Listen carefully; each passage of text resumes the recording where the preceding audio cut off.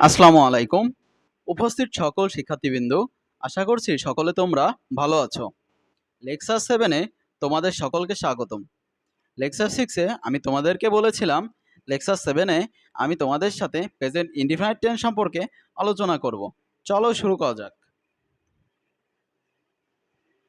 Present indefinite tense অর্থ সাধারণ বর্তমান কাল। সংজ্ঞা: বর্তমানকালে কোনো কাজ হয় অভ্যাসগতভাবে করা হয় অথবা চিরন্তন সত্য বোঝালে প্রেজেন্ট ইনডিফিনিট টেন্স হবে।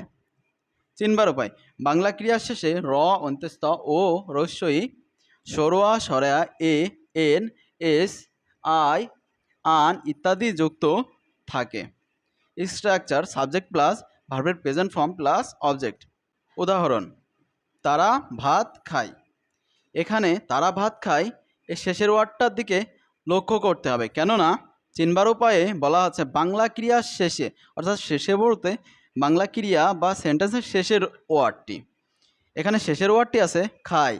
যদি এখানে লক্ষ্য করেন তাহলে দেখবেন বাংলা ক্রিয়ার শেষে র অন্ত্যস্ত ও রস্যই সরোয়া সরা এ এন এস আই আন, অর্থাৎ এখানে অন্ত্যস্তটি আছে, অন্ত্যস্ত আছে। অর্থাৎ তারা ভাত খায়, এখানে কি আছে? শেষের ওয়ার্ডে অন্ত্যস্ত আছে, অর্থাৎ আমরা নিশ্চিত হতে পারছি এটি প্রেজেন্ট ইনডিফিনিট টেন্সের একটি সেন্টেন্স। সেন্টেন্সটি কোন টেন্সে আছে সেটা নির্দিষ্ট করার পরে পরবর্তী কাজ হচ্ছে স্ট্রাকচারের দিকে লক্ষ্য করা। স্ট্রাকচারে আছে সাবজেক্ট প্লাস ভার্বের প্রেজেন্ট ফর্ম প্লাস অবজেক্ট। স্ট্রাকচারের প্রথমে আছে সাবজেক্ট, অর্থাৎ সর্বপ্রথম সেন্টেন্সটির আমাদের সাবজেক্টকে খুঁজে বের করতে হবে। আমরা নিচে যদি লক্ষ্য করি দেখতে পাবো কে বা কারা দ্বারা প্রশ্ন করলে সাবজেক্ট পাওয়া যায়, অর্থাৎ সেন্টেন্সটিকে আমাদের কে বা কারা দ্বারা প্রশ্ন করতে হবে। চলুন প্রশ্ন করি। কারা ভাত খায়? তারা ভাত খায়। তাহলে তারাটা এখানে সাবজেক্ট। সাবজেক্ট পাওয়ার পরবর্তী কাজ হচ্ছে ভার্বের প্রেজেন্ট ফর্মকে খুঁজে বের করা।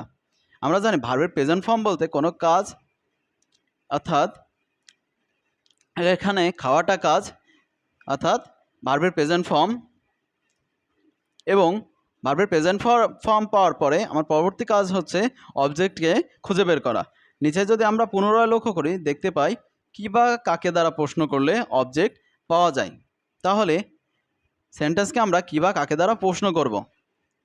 কি খাই? ভাত খাই।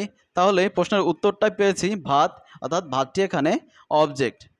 তাহলে সাবজেক্ট, অবজেক্ট, ভার্ব আমরা তিনটি বিষয়ই পেয়ে গিয়েছি।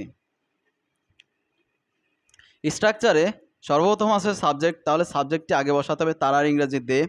তার পরবর্তীতে আছে ভার্বের প্রেজেন্ট ফর্ম, তাহলে প্রেজেন্ট ফর্ম বসাইতে হবে সাবজেক্টের পরে, তাহলে খাওয়ার ইংরেজি ইট। এবং ভার্বের প্রেজেন্ট ফর্মের পরে আছে অবজেক্ট, তাহলে ভার্বের প্রেজেন্ট ফর্মের পরে অবজেক্ট বসাতে হবে। অবজেক্টটি হচ্ছে ভাত, তাহলে ইটের পরবর্তীতে আমরা বসালাম রাইস। তাহলে তারা ভাত খায়, এটা ট্রান্সলেশন করলে আমরা পাবো দে ইট রাইস। পার্সন এর এই চারটি লক্ষ্য করলে আমরা দেখতে পাচ্ছি ফার্স্ট পার্সন সিঙ্গুলারের পরে ভার্বের present form, first person plural নাম্বারের পরে ভার্বের প্রেজেন্ট ফর্ম, এবং সেকেন্ড পার্সন সিঙ্গুলার নাম্বারের পরে ভার্বের প্রেজেন্ট ফর্ম। পুনরায় সেকেন্ড পার্সন প্লুরাল নাম্বারের ক্ষেত্রেও ভার্বের প্রেজেন্ট ফর্ম। এবং আমরা যদি লক্ষ্য করি এইটা মনে রাখার বিষয়, থার্ড পার্সন সিঙ্গুলার নাম্বারের পরে ভার্বের সাথে এস বা ইয়েস যোগ করতে হবে, এবং থার্ড পার্সন প্লুরাল নাম্বারের পরে ভার্বের প্রেজেন্ট ফর্ম বসালেই হয়ে যাবে। সে ভাত খায়, বাংলা ক্রিয়ার শেষের ওয়ার্ডটি আছে অন্ত্যস্ত, অর্থাৎ এটি প্রেজেন্ট ইনডিফিনিট টেন্সের একটি সেন্টেন্স। যেহেতু আমরা নিশ্চিত করতে পেরেছি এটি প্রেজেন্ট ইনডিফিনিট টেন্সের একটি সেন্টেন্স, তাহলে আমরা পরবর্তী কাজ করব স্ট্রাকচারকে অনুসরণ করব। স্ট্রাকচারের প্রথমে আছে সাবজেক্ট, অর্থাৎ আমরা সর্বপ্রথম সেন্টেন্সটির সাবজেক্টকে খুঁজে বের করব। আমরা জানি সাবজেক্টকে খুঁজে বের করতে হলে কে বা কারা দ্বারা প্রশ্ন করতে হয়, তাহলে আমরা প্রশ্ন করব কে ভাত খায়?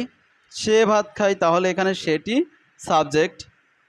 সাবজেক্টের পরবর্তীতে আমাদেরকে ভার্বের প্রেজেন্ট ফর্মকে খুঁজে বের করতে হবে।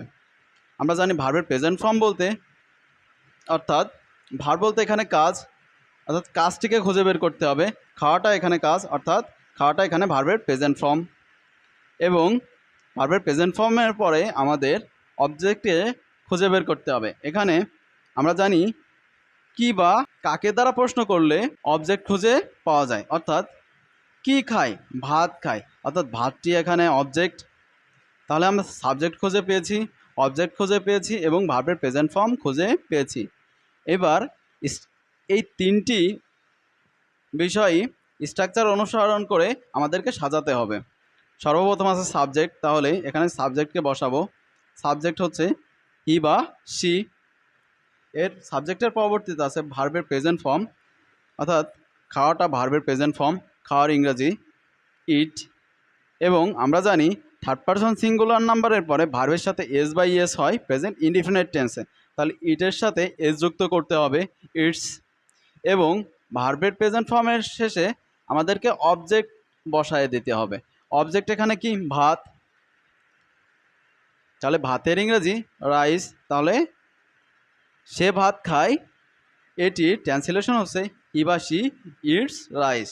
পরবর্তী সেন্টেন্সটি আমরা যদি লক্ষ্য করি দেখতে পাচ্ছি আমরা ভ্রমণের জন্য ঢাকা যাই।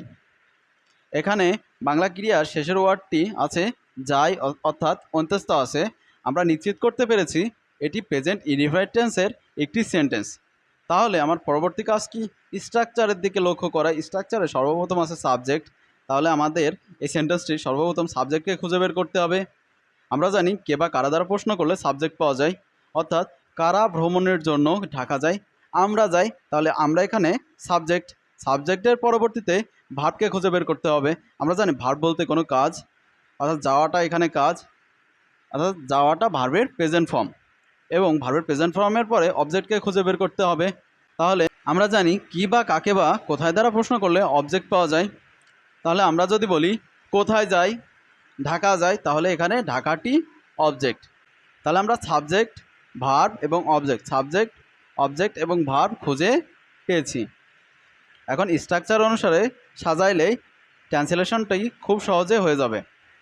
স্ট্রাকচারের প্রথমে আছে সাবজেক্ট, অর্থাৎ আমরার ইংরাজি উই, তারপরে আছে ভার্বের প্রেজেন্ট ফর্ম, যাওয়ার ইংরাজি গো, এবং ভার্বের প্রেজেন্ট ফর্মের পরে আছে অবজেক্ট, অর্থাৎ অবজেক্টটি হচ্ছে ঢাকা, টু ঢাকা। এর পরবর্তীতে বাকি অংশ কি, ভ্রমণের জন্য, জন্যর ইংরাজি ফর, এবং ভ্রমণের ইংরাজি ট্রাভেল। এর সাথে আইএনজি যুক্ত করতে হবে, কেননা এই সেন্টেন্সটিতে ইতিমধ্যেই মূল ভার্ব একটি বসে গিয়েছে, অর্থাৎ পরবর্তী ভার্বের সাথে আইএনজি যুক্ত করতে হবে।